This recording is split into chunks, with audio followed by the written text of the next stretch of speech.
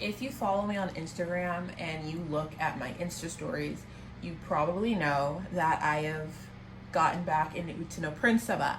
I never actually stopped being interested in it. I mean, more specifically, the mobile rhythm game. I got back into that. I think I just had more storage on my iPad now that I think about it. I literally was like, oh, I have space for this.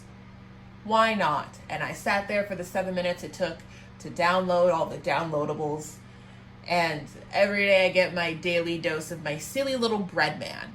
Besides that, I decided that my rage when it comes to this topic has festered inside of me for enough, and the brief mentions I give it in my past live streams isn't enough. So I am making this video to immortalize my grievances for anyone who comes across it to witness and view and go, really? That's in the games? Let's go. You can read the title. Here are a bunch of things that the Uta no Prince-sama anime never touches on, mentions, or just straight up nuked.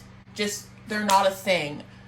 I'm not going to do this in any particular order, and there is very much a dummy thick chance that some things I'm either going to misrepresent or just straight up get wrong. And if you are one of the big brain humans who have played the game and understand Japanese, and you're like, Aaron, that never happened, feel free to correct me. Don't even cite your source. You could literally make something up and tell me that I'm wrong, and I would believe me. Your source is you made it up, bro, and in this iteration, I will consider it valid. Go off. I don't think I used that word properly. Hold on.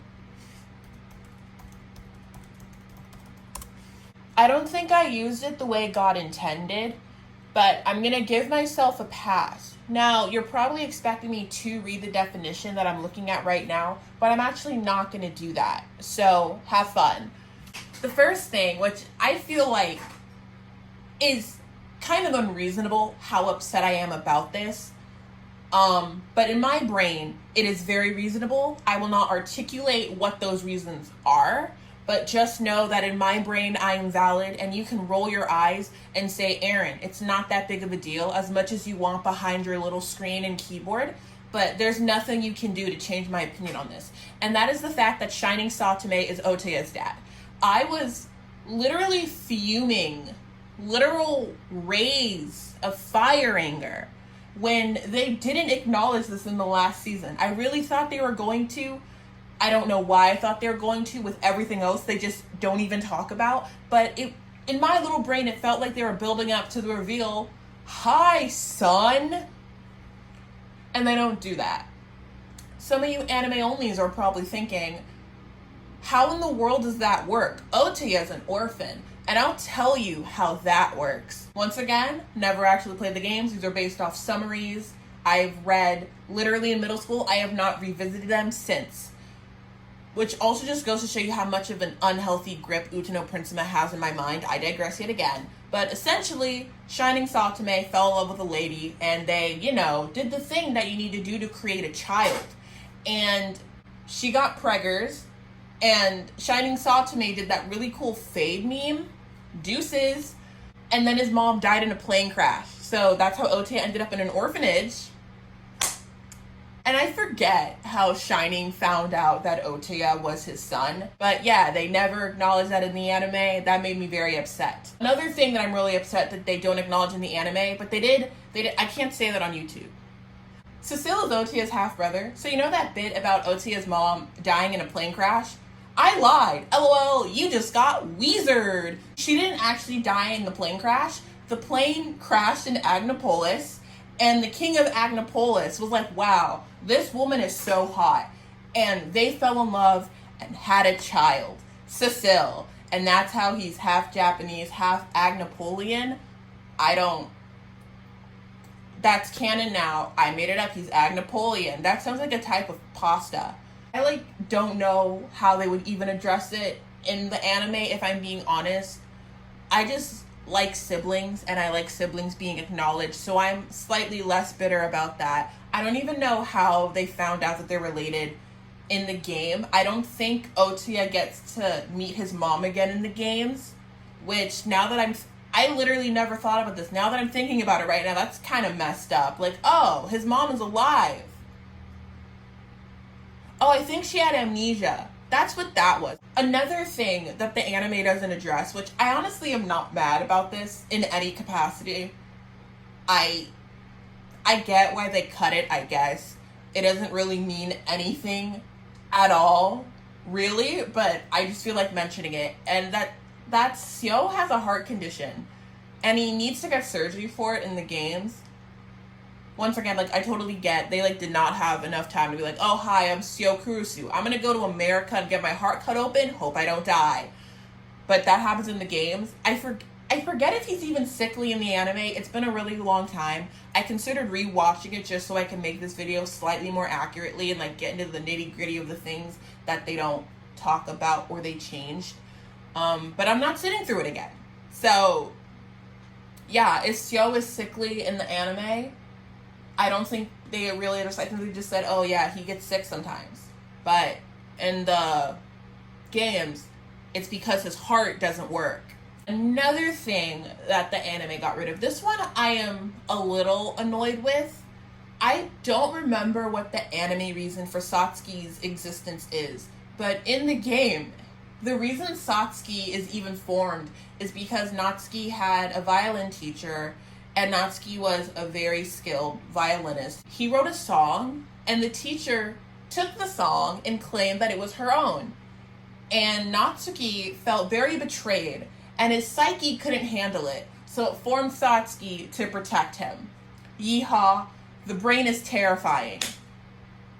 Once again, I don't remember what the anime decided to do to explain Satsuki's existence, but I remember sitting there, jaw on the floor, like, not only did this not need to be changed, but it just did not feel, whatever it was, it did not feel like that was the proper response in any capacity. I honestly could Google it right now. I'm not going to. It would have taken the same amount of time to explain that in the show. They didn't have to show it. They could have just said the words. Because that's what Satsuki does in the show. He says whatever he says is the reason he's alive. And they just keep going. So I don't know why they changed it. Like, I feel like little things like that the show changes, those really get to me. Because it's like, why did you do that? Why did you do that? I understand not addressing Cecile being a brother. There's a lot to unpack there. I understand them not adding Seo's heart having a gaping hole in it. That makes sense. But the Satsuki's existence thing, that doesn't make sense to me. Another thing that, once again, I 1000% understand them not tackling just because it is very heavy, but it would have been cool to see, I guess, and that is the whole Reiji Ai relationship. And you're probably looking at me like, what are you talking about? Are you saying they date in the games? No, you silly, silly goose. They do not date in the games. So you see, Reiji Kotobuki, he's our happy-go-lucky, fedora-loving, fried chicken-consuming, maraca-playing boy, right? He's actually severely depressed. Low-key thought in the last season that they were going to maybe address it a little, because he had a little bit of, like, not even an edgy moment, but like a really serious moment. And I don't think he ever really got serious until that scene when, like, they're all in the apartment and they, like, got into fights every 3 minutes. And Reiji was like, I'm done, I quit, and he left. He looked really serious there, and I thought, oh, are they gonna, like, tackle his inner demons? And no, they played it off as Reiji being like, haha, I just wanted to test you to prove that you guys do love each other. Which was, I didn't like that. Other people probably like that, but as a game Reiji enjoyer, I did not like that at all. Hello, this is Editing Aaron. I actually went more in depth on Reiji and his depression, but ultimately I decided to take that part out of the video. If you want to know more about it, I will write a little blurb and put it in the description for you to read, so the information is easily accessible there. But just in, like, the audio part of the video, I decided to take it out for reasons I don't feel like explaining it, so I won't. You can read it there. I will continue with my other not so heavy, not so sad things. Yeehaw. And in the anime, Ai's existence is explained by Saotome being like, I just wanted a perfect idol. And I find it very amusing that Saotome wanted a perfect idol, and he got a little gamer boy who likes peeling the skin off pastries. Utsu no Prince-sama is a wild show. Here's one that made me very upset. Like, seething rage upset. And that is the fact that Masato has a little sister. Yeah. In the anime, Masato decides that he no longer wants to be the heir to the Hijibikawa group, or whatever the heck they're called. And he wants to be an idol full-time. And honestly, I am a Masato lover. I am a Masato enjoyer. He is literally my favorite fictional character of all time. I despise this episode.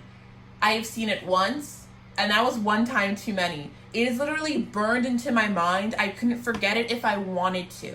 Masato, like, gets called back home for something, and he goes home, and basically his dad is like, hey, you told me you were going to go to that school for 1 year. You debuted in an idol group, and you've been active in that group for like 4 or 5 years at this point. And his dad is like, I have said nothing about this. I let you do whatever you wanted, son. And I am calling it quits now. It is time for you to come here and accept your job that you inherited because you are my son. And you know what Masato does? He straight up just goes, no, I don't want to. And his dad is like, son, you do realize that if you don't take over, hundreds of people are going to lose their job. And Masato goes, I understand that, but I still don't want to. And these people who are literally going to lose their job in a matter of months, years, depending on when Masato's dad kicks the bucket, they all start clapping. The reason this bothers me so much is it feels out of character for like everyone involved. In all honesty, it feels out of character. The stakes are crazily high, and just the reactions to it are just so buck wild. Like, first of all, I feel like Masato would think about it a little more. I do think he like has his gripes in the episode where he's like, I like have to because I'm his son. But he like gets over it really quickly after Kira basically has a moment like, yeah, I just told my dad that I didn't want to inherit our family either. And he was cool with it. And then Masato's like, cool, that'll totally work on my dad. As if Masato hasn't lived with his father like the first 16 years of his life. What in the world? Like, didn't his dad get mad at him for just playing the piano? Maybe I made that up. Like, Masato was straight up terrified of speaking in front of his father. And now he's like, if this guy can tell his dad he doesn't want to take over the family business, then I can too. And just the fact that Masato hears that hundreds of people are going to lose their job, and not only does he seem to not care, he verbally says, I am aware and I am at peace with that. That just doesn't feel like Masato to me. Maybe I've misread his character, but he very much seems to care about everyone around him, unless your name's Renjin Gucci, then he couldn't care less. But, dude, like, huh? It was so weird. And then his dad just folds so quick, like, haha, I guess that's my son. Because it's like, no. Like, you wouldn't even know that's your son. He never talked to you. You guys never talked to each other. Like, I guess the last time they would have, like, conversed would be Masato being like, can I pretty please go to this school? I'll only go for a year and then I'll come right back. And then he just didn't keep his promise. I don't know. That just felt weird to me. Especially because, like, I think the thing that really bothers me is just the aspect of all those people losing their jobs.